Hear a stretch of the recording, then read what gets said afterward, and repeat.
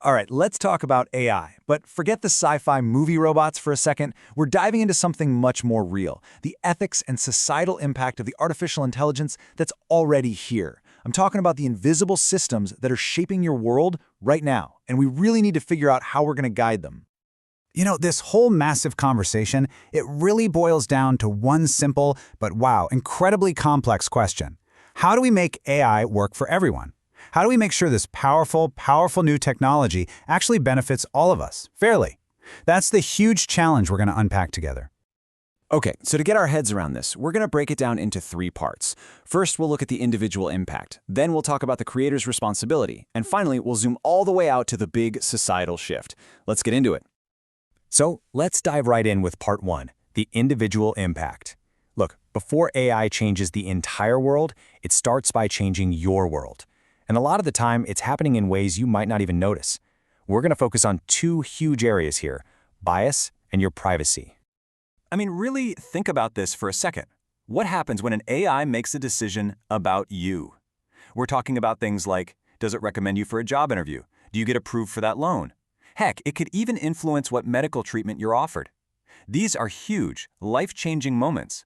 So what happens when those systems, those automated systems, get it wrong? And that right there brings us to this super important idea, algorithmic bias. Now here's the thing you have to get. AI isn't just born biased, it's a learning machine. It learns from the data we give it.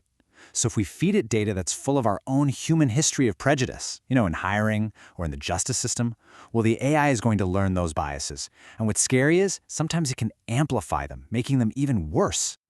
This really shows you how that chain reaction works, right? It's pretty straightforward. The input is biased historical data. So imagine decades of old loan records where maybe certain groups were treated unfairly.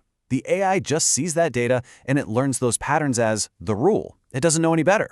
And the output? Well, that's where the real-world harm happens. The system starts making unfair decisions right now, maybe denying a loan to someone who is totally qualified just because they fit some old biased pattern.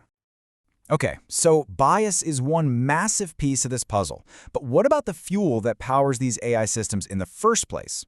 Well, that's our data. Your data. Every single time you go online, you're leaving behind this trail of digital breadcrumbs. So the big question is, where does it all go? Well, it's basically a 3-step pipeline, and it's simpler than you might think.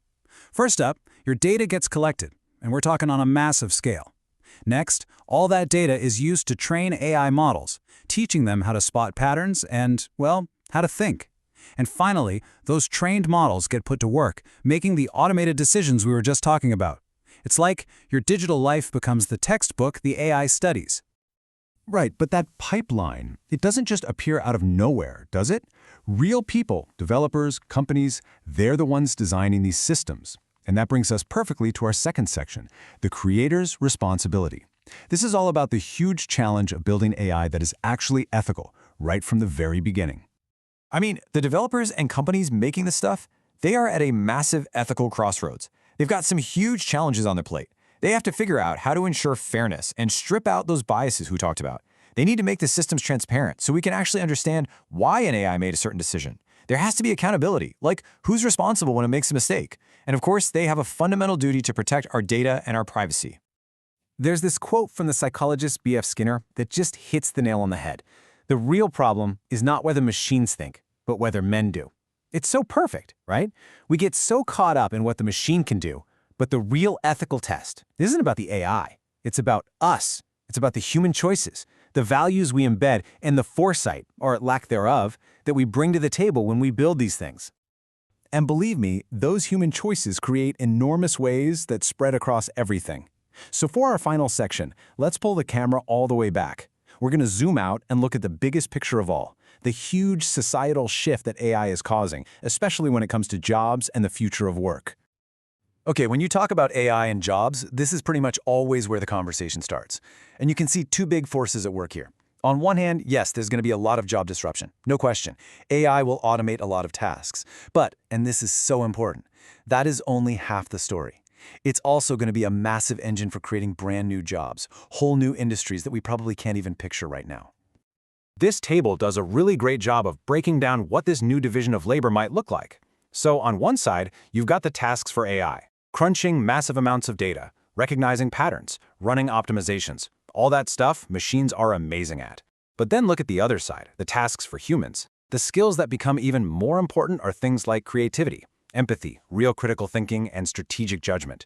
You know, the stuff that is uniquely human. So what's the bottom line here? The big takeaway is that this isn't a story of humans versus machines. It's not a fight. The best path forward, the most successful one, is a partnership. It's all about using AI as an incredible tool to do the heavy lifting, to handle the number crunching, which then frees us up to double down on those deeply human skills that actually drive innovation and progress. And all of this, it leaves us with one last really powerful question to think about. As these AI systems get more and more capable, they kind of force us to look in the mirror. I mean, if a machine can compose music or write poetry, what is our unique contribution? As AI keeps evolving at this incredible pace, we're all going to have to ask ourselves this question. What will it actually mean to be human?